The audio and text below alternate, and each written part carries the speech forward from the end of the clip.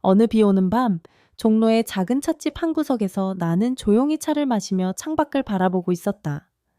비가 유리창을 두드리는 소리는 마치 내 안의 침묵과 조용히 대화를 나누는 듯했다. 그날따라 비는 유난히도 길고 조용히 내렸고 나는 마침내 나의 이야기를 꺼낼 준비가 되어 있었다. 결혼은 여성의 인생에서 가장 찬란한 순간일까요? 아니면 가장 깊은 외로움의 시작일까요?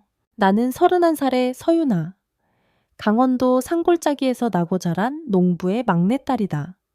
우리 집은 네 남매가 있었고 나는 가장 마지막에 태어난 덕에 부모님과 오빠 언니들로부터 많은 사랑을 받으며 자랐다. 부모님은 논밭에서 땀 흘리며 살아오신 분들이고 형제들은 고등학교만 마치고 모두 생계를 위해 일찍부터 일을 시작했다. 나 혼자만이 서울이라는 큰 도시에 올라가 대학을 다니고 취업을 하며 새로운 세상을 마주할 수 있었다. 시골에서 자라던 나는 서울의 거리 높은 빌딩 바쁘게 움직이는 사람들 틈에서 자신을 점점 다져갔다. 언제나 두 발로 서고 싶었다. 부모님이 짊어지신 무게를 조금이라도 덜어드리고 싶었고 내 삶의 주도권을 내가 직접 쥐고 싶었다. 그래서 나는 누구보다 열심히 공부했고 졸업 후에는 대기업 인사팀에 입사하게 되었다.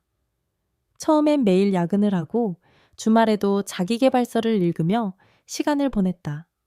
다른 사람들은 데이트를 하거나 여행을 다니는 시간에 나는 엑셀 파일을 정리하고 프레젠테이션 발표 연습을 하고 있었다. 그러다 어느 순간 문득 깨달았다. 내 주위엔 친구도 사랑도 여유도 없다는 걸. 부모님은 항상 말했다. 유나야, 여자는 아무리 잘 나가도 결국 기댈 남편 하나 있는 게 최고야. 그 말이 석연찮게 들렸지만 세월이 흐르면서 점점 내 마음속에도 자리 잡기 시작했다. 명절에 고향으로 내려갈 때마다 들리는 친척들의 한마디 한마디 유나는 언제 결혼할 거야? 좋은 남자 못 만나니? 그 말들이 어느샌가 내 자존심을 찌르기 시작했다. 나도 사랑을 하고 싶었다. 누군가에게 기대고 따뜻한 집에서 웃으며 밥을 먹고 싶었다. 그러던 어느 날 운명처럼 한 남자를 만나게 되었다. 강지원, 33살, 강남 출신 공기업 전략기획팀 팀장. 우리가 처음 만난 건 기업 인사관리 세미나에서였다. 깔끔한 셔츠에 차분한 말투. 처음부터 그는 주변 사람들과 달랐다. 내 말에 귀 기울이고 진심으로 웃어주는 눈빛. 나는 오랜만에 심장이 두근거리는 걸 느꼈다. 연애라기보다는 안도감에 가까운 느낌이었다. 그와의 관계는 천천히 그러나 깊게 이어졌다. 우리는 주말마다 반포 한강에서 커피를 마시며 산책했고 성수동의 작은 서점에서 책을 함께 고르고 서로의 하루를 이야기했다. 그리고 나는 점점 생각하게 되었다. 이 사람이면 나도 누군가의 아내가 되어도 괜찮겠구나. 하지만 동시에 걱정도 피어올랐다. 그는 서울 토박이 집안의 엘리트였고 나는 강원도 산골의 농부 딸이었다. 그의 부모님이 나를 좋아할까? 나의 배경을 알게 되면 경멸하지 않을까? 혼자인 시간에 불쑥불쑥 찾아오는 불안감에 괜히 눈물이 났다. 하지만 지원은 늘 따뜻했다. 너는 유나잖아. 너라서 좋은 거야. 배경 같은 거 중요하지 않아. 그 말에 나는 진심으로 안도했고 마침내 우리는 결혼을 결심했다. 결혼식은 서울 강남의 유명한 호텔에서 열렸다. 그의 집안은 규모 있게 모든 것을 준비했고 나는 나의 가족들이 이 화려한 공간에서 주눅 들지 않도록 손을 꼭 잡아주었다. 그날 나는 인생에서 가장 찬란한 순간을 맞이했다고 생각했다. 화려한 드레스 반짝이는 조명 많은 하객의 축복. 그 모든 것이 나를 감쌌다. 그러나 나는 아직 몰랐다. 그 화려함 뒤에 숨어있는 그림자와 싸워야 할 시간들이 다가오고 있다는 것을. 결혼 후 나는 마치 동화 속 주인공이 된 듯한 기분이었다. 서울 강남의 고급 아파트 아침이면 따뜻한 빵 냄새가 퍼지는 주방 저녁엔 창밖에 비치는 도심의 야경. 처음엔 모든 것이 새롭고 아름다웠다. 남편인 지원도 처음 몇 달은 내게 무척 따뜻하고 사려 깊었다. 퇴근 후에는 꼭 연락을 주고 내가 피곤할 때면 직접 요리를 해주기도 했다. 나는 결혼이란 이런 거구나 하고 생각했다. 하지만 시간이 조금씩 지나면서 나는 우리 사이에 어떤 미묘한 거리감을 느끼기 시작했다. 단순한 피로 혹은 일상의 반복 때문일 수도 있겠지만 무엇보다도 나를 힘들게 한 건 지원의 과도한 여동생 사랑이었다. 지은, 31살, 유명 패션지의 에디터, 화려한 외모에 당당한 말투. 그녀는 단 한 번도 나를 언니라고 부른 적이 없었다. 그저 왔네 라며 무심히 고개만 끄덕일 뿐. 지원은 지은을 끔찍이 아꼈다. 우리 집에선 지은이가 하나밖에 없는 딸이니까. 그렇게 그는 늘 말했지만 나는 점점 내 자리가 없어지는 느낌이었다. 특히 명절이나 가족 모임에서 그런 감정은 더 짙게 느껴졌다. 지은이 이 음식은 짜다옷이 촌스럽다. 서울 사람 티가 안 난다. 고 대놓고 말해도 아무도 말리지 않았다. 오히려 시어머니는 지은이 말은 다 이유가 있어서 하는 말이야 라며 편을 들었다. 그런 순간마다 나는 마음속으로 스스로를 다독였다. 이 또한 지나가리. 그저 지금은 적응 기간일 뿐이야. 하지만 나의 인내는 그들에게 당연한 것이 되어버렸다. 말없이 감정을 삼키고 불편한 상황에서도 웃으며 넘기던 나의 태도가 어느새 그들에게 아무리 해도 가만히 안 있는 사람으로 각인되었나 보다. 하루는 이런 일이 있었다. 나는 회사에서 중요한 프레젠테이션을 앞두고 있었고 그날을 위해 한 달 넘게 준비해온 새 정장을 꺼내 다림질까지 마쳤다. 그 옷은 나에게 단순한 정장이 아닌 성장의 상징이었다. 하지만 그 다음날 아침 옷에 진한 립스틱 자국이 번져 있는 것을 보고 나는 멍해졌다. 립스틱은 지은이 자주 쓰는 색이었다. 우연이라고 하기엔 너무 명백했다. 그날 밤 나는 지원에게 조심스럽게 말했다. 혹시 지은 씨가 내 옷을 건드린 건 아닐까? 그러자 그는 쓴웃음을 지으며 이렇게 대답했다. 유나야 설마. 지은이는 그런 아이 아니야. 괜히 예민하게 굴지 마. 그 한마디에 내 심장은 철렁 내려앉았다. 나는 언제까지 이렇게 외면당해야 할까? 그 이후로도 지은은 계속해서 나를 자극했다. 때로는 내 방에 무단으로 들어와 화장품을 썼고 때로는 친구들 앞에서 나를 지방 출신이라며 대놓고 비꼬았다. 그럴 때마다 나는 애써 웃으며 넘겼지만 내 속은 점점 텅 비어갔다. 무엇보다도 나를 더욱 외롭게 만든 건 시어머니였다. 처음에는 그런 분이 아니었다. 조용하고 품위 있는 분이었고 나를 며느리로 맞아들일 때도 겉으로는 무척 따뜻한 했다. 하지만 지은의 말에 귀를 기울이고 나에 대한 선입견을 품기 시작하면서 그녀 역시 나를 점점 차갑게 대하기 시작했다. 네오는 도대체 뭘 하는 거니? 아침 밥상도 늦고 반찬도 너무 서툴고 서울 여자들은 다 이런 식이니?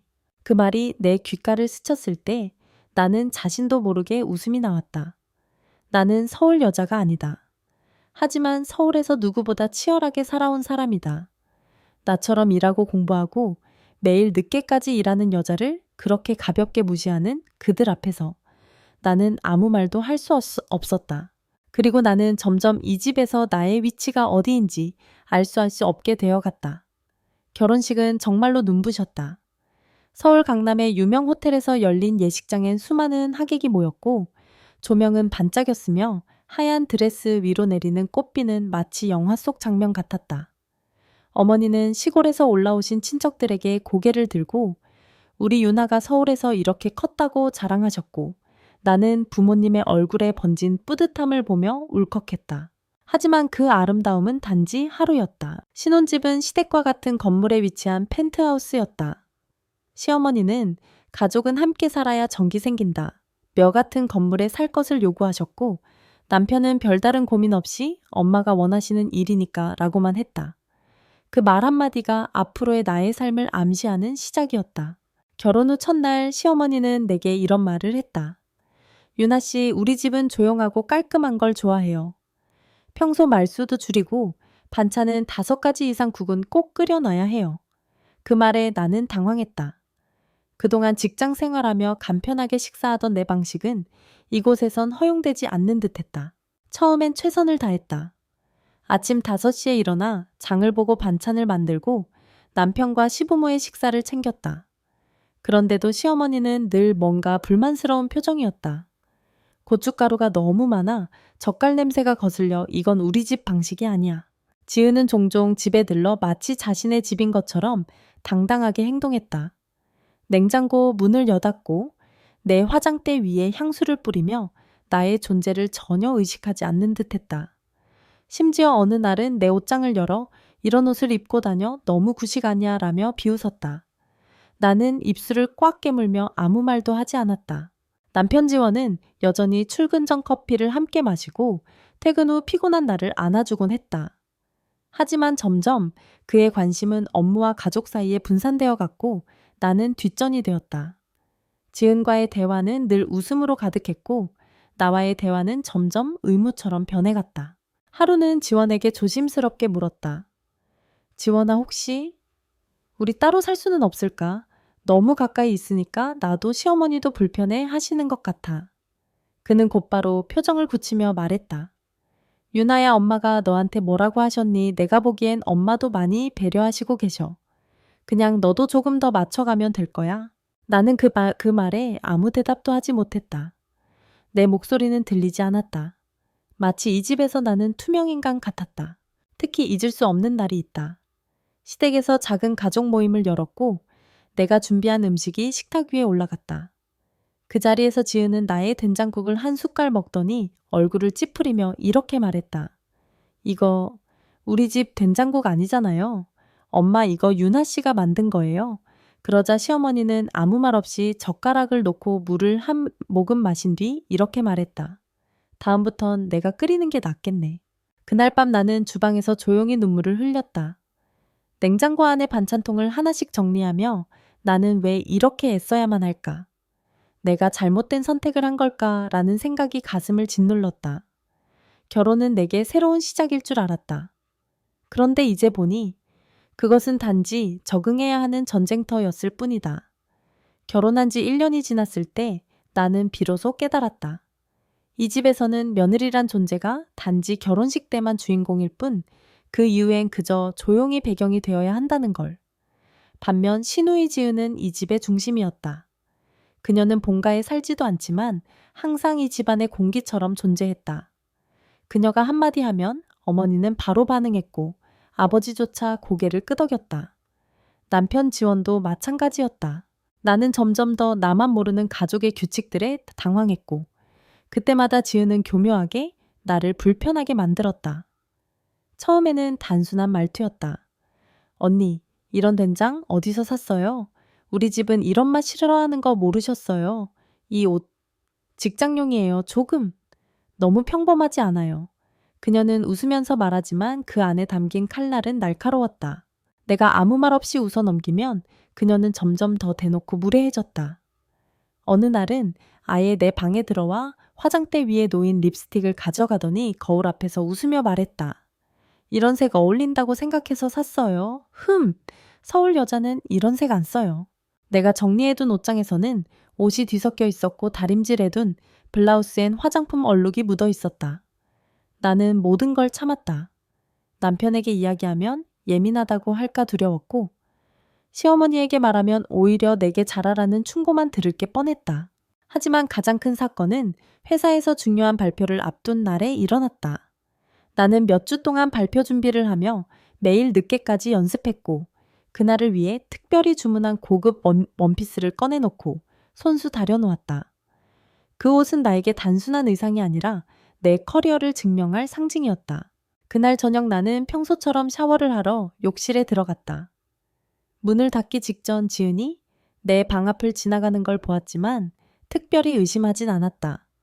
그러나 샤워를 마치고 방에 돌아왔을 때 나는 믿을 수 없는 광경을 보았다. 내 원피스는 바닥에 너덜너덜하게 잘려져 있었다. 가위로 대놓고 자른 듯한 흔적, 그리고 옷 주변엔 붉은 립스틱으로 낙서한 흔적까지 있었다. 지방촌년이라는 단어가 삐뚤삐뚤 쓰여 있었고 나는 그 순간 숨이 멎는 줄 알았다. 두 손으로 옷을 들고 아무 말도 하지 못한 채 방 한가운데 서 있었다.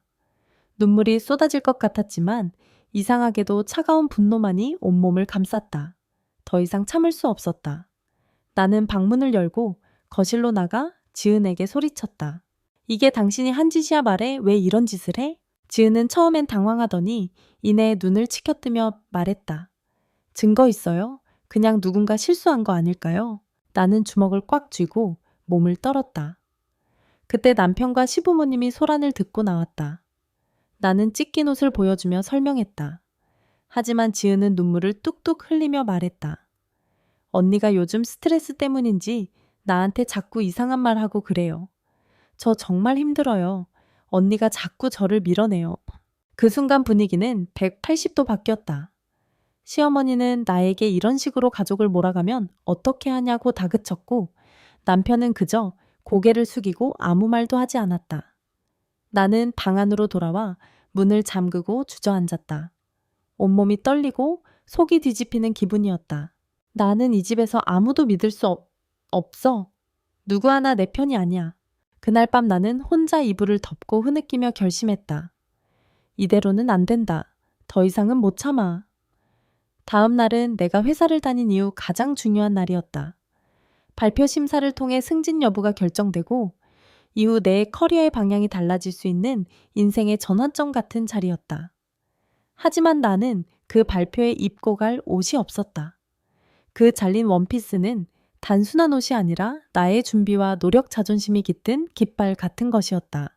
밤새 잠을 이루지 못한 나는 새벽이 되자마자 코트를 걸치고 집을 나섰다.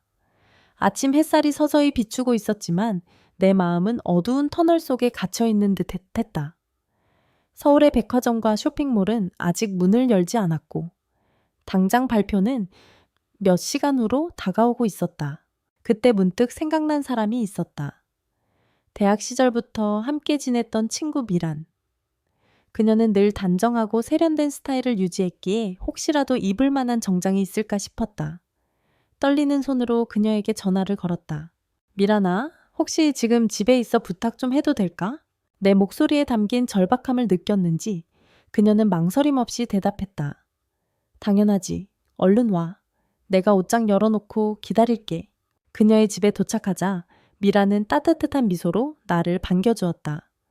그녀는 말없이 나를 껴안고 거실에 걸려있던 옷걸이에서 몇 벌의 깔끔한 정장을 꺼내 보였다.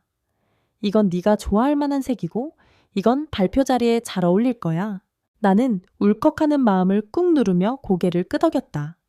옷을 갈아입고 거울을 보자 조금 전까지의 눈물, 자국과 다르게 내 눈동자는 단단해 보였다. 나는 조용히 말했다. 고마워. 정말 고마워. 그날 회사에서의 발표는 성공적이었다. 자료는 완벽했고 질문에도 당황하지 않고 답했다. 무엇보다도 나는 스스로에 대한 확신을 가지고 있었다. 나는 이겨낼 수 있다. 아무리 누가 찢어도 나는 다시 일어날 수 있다.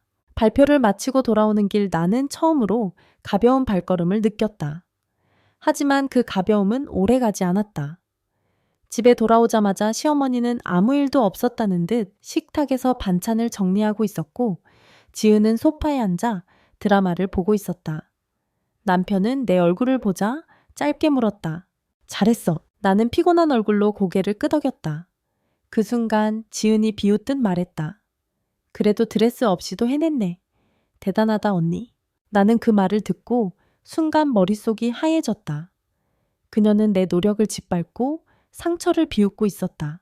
이제 더 이상 참을 수 없었다. 너 진짜 왜 그러는 거야? 내가 정색을 하며 묻자 지은은 고개를 갸웃하며 말했다. 왜 그렇게 예민해요? 그냥 드레스 하나 가지고 왜 이리 흥분해요? 그때까지 조용히 있던 남편이 한숨을 쉬며 말했다. 유나야, 제발 그만 좀 해. 우리 집은 원래 이런 분위기야. 맞춰가면 돼. 나는 남편의 말에 조용히 고개를 들었다. 그리고 차분히 하지만 단호하게 말했다. 난 이 집 분위기에 맞출 수 없어. 그리고 맞출 이유도 없어. 내 옷을 찢은 건 단지 물건 하나 망가진 게 아니야. 그건 나의 존엄을 짓밟은 거야. 잠시 거실은 침묵에 휩싸였다. 시어머니는 불쾌한 얼굴로 말했다. 별거 아닌 일 가지고 집안을 어지럽히는 건 며느리 도리가 아니야. 나는 조용히 미소를 지었다. 그 미소는 수능의 미소가 아니었다. 그건 이 집에서의 인내가 끝났음을 알리는 경고였다. 며칠이 지난 어느 평범한 저녁, 나는 평소처럼 퇴근 후 집으로 돌아왔다. 문을 열고 들어오자마자 집 안 공기는 어딘가 무거웠다. 조용했다. 너무 조용해서 오히려 더 불안했다. 거실에는 아무도 없고 주방에도 인기척이 없었다. 나는 조심스럽게 방으로 들어가려던 찰나 시어머니의 방문이 살짝 열려 있었고 그 안에서 들리는 낮은 대화 소리의 걸음을 멈췄다. 그 안에는 시어머니 지은 그리고 남편 지원이 앉아 있었다. 엄마 솔직히 말해서 유나는 우리 가족이랑 안 어울려요. 그냥 빨리 정리하고 새 출발하는 게 낫지 않아요? 지은의 말에 시어머니는 한숨을 내쉬며 조용히 말했다. 처음엔 괜찮아 보였지. 근데 너무 자기 주장만 세고 가족이라는 게 뭔지를 몰라. 그리고 그 옆에서 아무 말 없이 앉아있던 남편. 내 남편은 그 어떤 반박도 하지 않았다. 그 순간 내 심장은 천천히 부서지는 소리를 냈다. 아니 아마 그보다 더 조용하게, 더 깊숙하게 찢어지고 있었는지도 모른다. 나는 문을 조용히 닫고 방으로 들어가 가방을 내려놓은 뒤 거울 앞에 섰다. 그곳에는 피곤하고 지친 얼굴의 여자가 서 있었다. 그 여자의 눈은 슬픔도 분노도 담고 있지 않았다. 그저 포기였다. 그날 밤 나는 아무 말도 하지 않았다. 식탁에 앉아 식사를 하며 조용히 밥을 넘겼다. 그들의 시선이 나를 피했지만 나는 눈길조차 주지 않았다. 그리고 그 다음날 저녁, 지은은 내가 정리해놓은 화장대를 또다시 어지럽혔다. 나는 참지 않고 그녀에게 단호하게 말했다. 제발 내 물건엔 손대지 마. 지은은 비웃으며 말했다. 언니가 우리 집 며느리인 이상 여긴 내 집이기도 해요. 왜 이렇게 민감하세요? 나는 분노를 참으며 남편을 찾았다. 그리고 다시 물었다. 지원아, 나 지금 정말 힘들어. 나 더 이상 이 집에서 숨 쉴 수 없어. 넌 내 편이 되어줄 수 없어. 그는 나를 바라보았다. 하지만 그 눈빛은 공허했고 단 한마디가 전부였다. 네가 그렇게까지 예민하게 반응할 일이었어. 나는 조용히 고개를 끄덕였다. 그래, 나는 틀렸다. 내가 믿었던 사람은 결국 내 곁에 서지 않았다. 그날 밤 잠든 남편 옆에서 나는 조용히 침대에서 일어나 결혼 서류와 개인 서류 통장 신분증을 하나씩 챙겼다. 방 문을 열고 나가려는 순간 지원이 잠결에 말했다. 어디가? 나는 멈추지 않고 말했다. 이혼하자. 그 짧은 한마디에 잠이 확 깬 듯한 눈으로 그가 일어났다. 뭐라고? 이혼하자고. 나 이제 정말 한계야. 그는 당황하며 나를 붙잡으려 했지만 나는 이미 마음이 떠난 상태였다.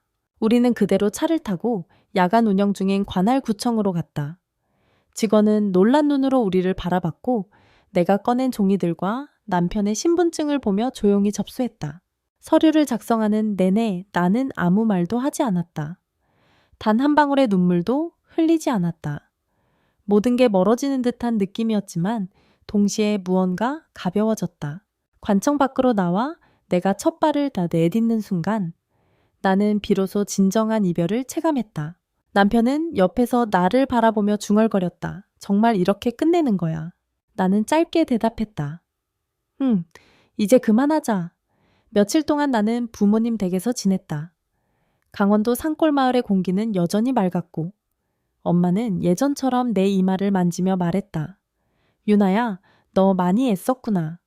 그 한마디에 나는 참아왔던 눈물이 터져나왔다. 서울에서는 누구도 나를 그렇게 다정하게 불러준 적이 없었다. 엄마는 묻지 않았다. 왜 울었는지, 왜 왔는지. 그저 밥을 지어주고 이불을 따뜻하게 덮어주고 내 옆에서 손을 꼭 잡아주었다. 그 손길이 나를 살렸다. 그리고 5번째 아침, 나는 서울로 돌아갈 결심을 했다. 정확히 말하면 정리하러. 아직 집에 두고 온 옷과 책들, 내 추억의 조각들이 그대로 남아 있었다. 나는 그것들을 다 정리한 후 그 집과 완전히 인연을 끊고 싶었다. 지하철을 갈아타고 익숙한 동네에 발을 딛는 순간 차가운 바람이 내 볼을 스쳤다.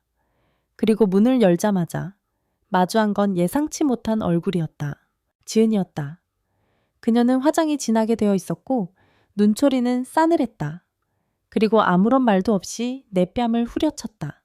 미쳤어, 내가 외쳐렀다. 지은은 손가락을 내 얼굴 앞에 들이밀며 소리쳤다. 우리 엄마 아픈데 너는 도망쳐 전화도 안 받아. 넌 정말 최악이야. 며느리 자격 없어? 나는 웃었다. 정말로 처음으로 배꼽을 잡고 웃었다.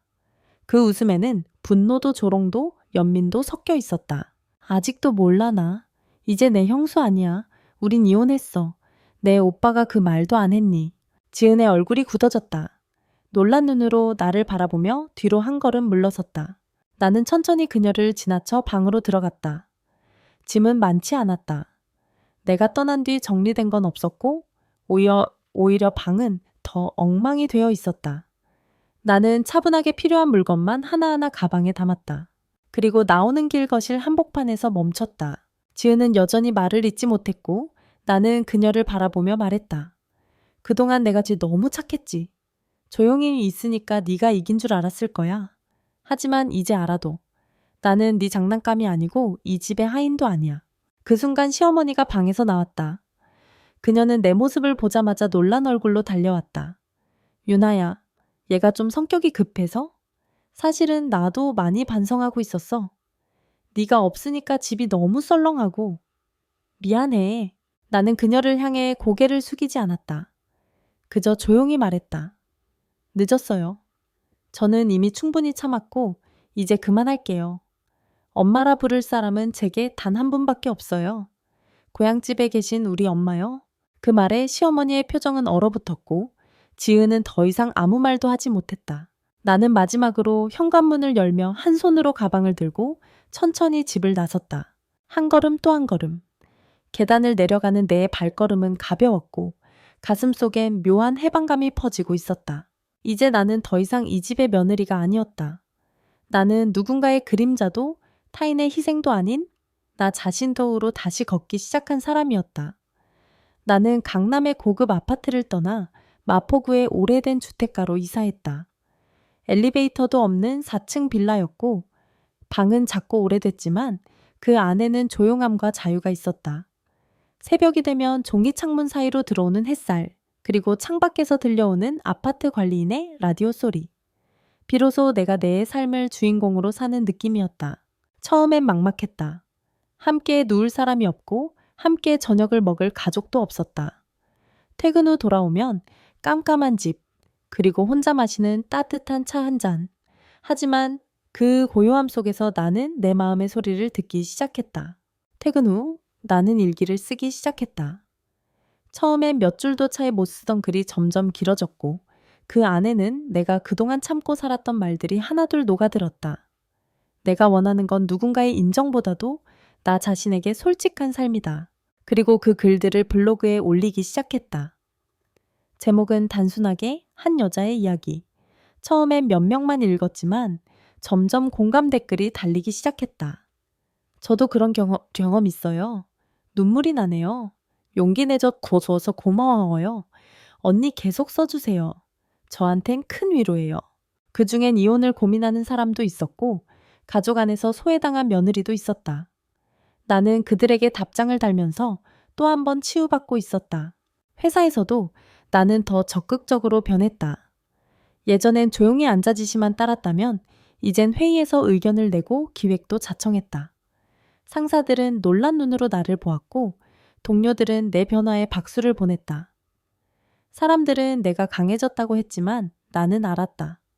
강해진 게 아니라 이제야 나로 살기로 결심했을 뿐이라는 걸. 그리고 어느 날 팀장님이 나에게 제안했다. 유나 씨, 우리 사내에서 여성 리더십 프로그램을 시작하려고 해요.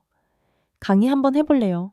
경험도 있고 지금처럼만 얘기하면 충분히 많은 사람들 마음을 울릴 수 있을 거야.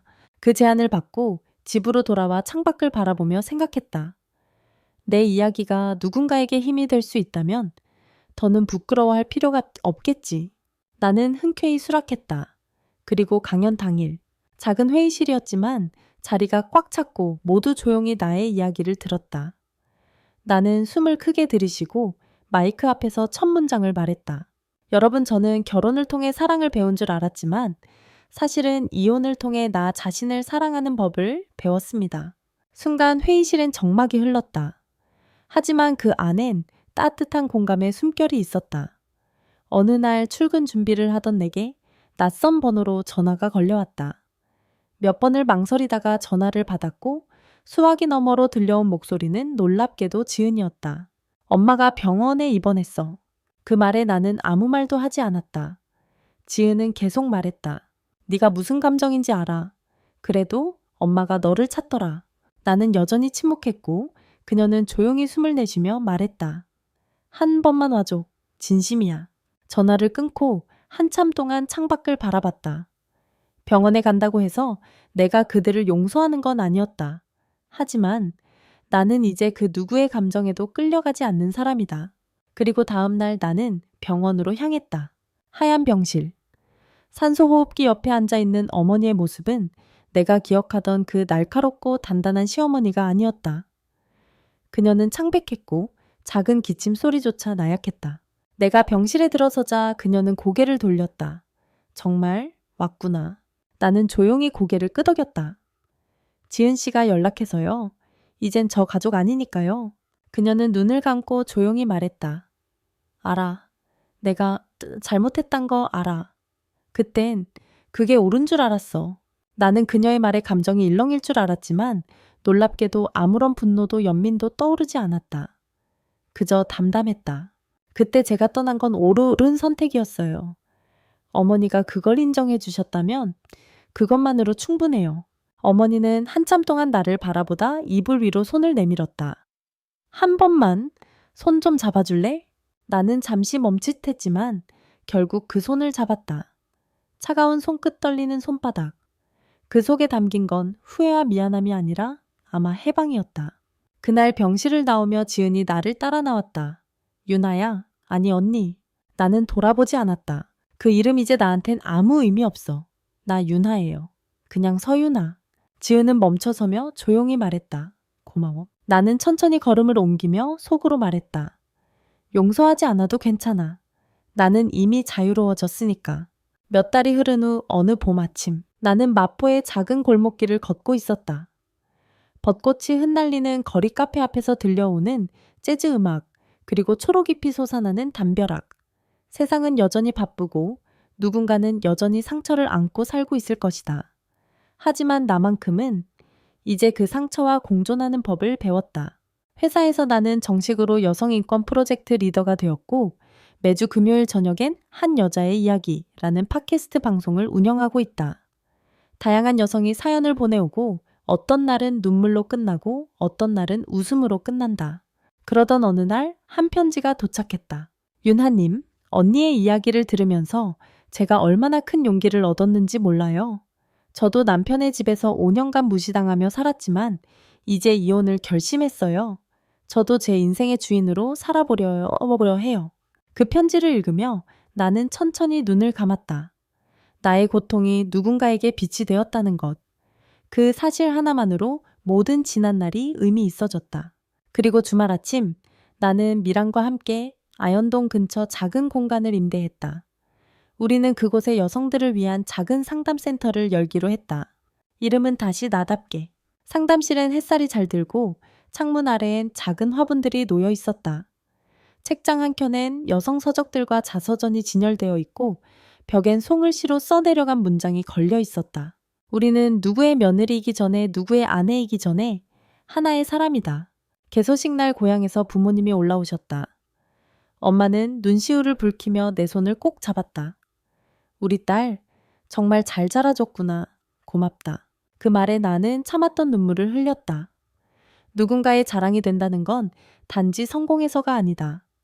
내 상처를 딛고 일어선 그 순간부터 나는 충분히 자랑스러운 존재였다. 그날 오후 센터 앞 벤치에 앉아 나는 따뜻한 커피를 들고 있었다. 봄 햇살이 얼굴을 감싸고 가볍게 스치는 바람이 내 머리카락을 흩날렸다. 한 남자가 천천히 내 옆에 앉았다. 30 후반쯤 되어 보이는 조용한 눈빛의 사람. 그는 내게 미소 지으며 말을 건넸다. 저 팟캐스트 잘 듣고 있어요. 정말 용기 나요. 나는 놀라며 고개를 돌렸고 그와 눈이 마주쳤다. 정말요? 네, 유나 씨 목소리 들으면 나도 괜찮아질 것 같은 느낌이 들어요. 그 순간 내 마음에 잔잔한 물결이 퍼졌다. 그건 사랑도 운명도 아니었다. 단지 나를 이해해주는 한 사람의 시선이었다. 나는 조용히 작게 웃으며 말했다. 감사합니다. 그 사람과 나는 오래 이야기하지 않았다. 다만 나를 바라보는 그의 눈빛엔 계산도 판단도 없었다. 그저 있는 그대로의 나를 존중하는 눈빛. 그리고 나는 알았다. 내가 원하는 관계는 사랑이 아니라 존중이라는 이름으로 시작되어야 한다는 걸. 집으로 돌아가는 길 하늘은 맑았고 바람은 부드러웠다. 나는 더 이상 화려한 집도 인정받기 위한 경쟁도 원하지 않았다. 그저 나답게, 단단하고 조용하게 그렇게 살아가고 싶었다. 문을 열고 들어와 조용한 방에 앉아 나는 다시 일기를 꺼냈다. 나는 오늘도 나답게 살았다. 그리고 내일도 그렇게 살아갈 것이다. 그리고 이 이야기를 끝맺으며 문득 여러분께 여쭙고 싶어졌습니다. 혹시 여러분도 누군가의 며느리로, 아내로, 딸로, 누군가의 무어드로만 살아온 적 있지 않으셨나요? 혹시 지금 이 순간에도 괜찮은 척하며 살아가고 계시지는 않나요? 저처럼 누군가에게 상처를 받고 말하지 못한 채 삼켜온 감정이 있다면 이 작은 공간에서 그 이야기를 꺼내보셔도 괜찮습니다. 여기는 당신의 목소리가 숨지 않아도 되는 곳이니까요. 당신의 경험, 당신의 슬픔, 당신의 회복, 그 모든 것이 누군가에게는 용기가 될 수 있습니다. 부끄러워하지 마세요.